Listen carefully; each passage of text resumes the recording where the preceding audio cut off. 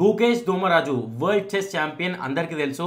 ఆయన ఈ recent ఛాంపియన్షిప్లో nearly 11 crores 34 lakhs గెలుచుకున్నాడు. కానీ దాంట్లో 40 నుంచి 45% గవర్నమెంట్కి ట్యాక్స్ రూపంలోనే పే చేసిండు. అదేంది హైయెస్ట్ 30% కదా ట్యాక్స్ అనుకోవచ్చు. కాదు కాదు, మనం గ్యాంబ్లింగ్లో సంపాదించిన లేదా లాటరీలో సంపాదించిన లేదా ఇండియాని రీప్రజెంట్ చేసే అంత పెద్ద టోర్నమెంట్లో గెలిచినా సరే మనకి డబ్బులు వచ్చింది కాబట్టి ఫ్లాట్ 30% పే చేయాలి. అంటే అప్రాక్సిమేట్లీ 11,34,00,000లో 30% ఎంత, ఒక 3.5 కోట్లు వేసుకుందాం. అండ్ ఈ 3.5 కోట్ల ట్యాక్స్ ఉంది కదా, దీని మీద సర్చార్జ్ అబౌవ్ 5 crores కాబట్టి 37%.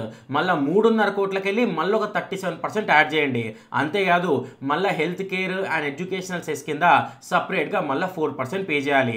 ఈ లెక్కను చూసుకుంటే 4 నుంచి 5 కోట్లు అంటే నియర్లీ 41 నుంచి 42% గవర్నమెంట్కి ఈ Gukesh Rangaraju world champion pay చేసినట్టే.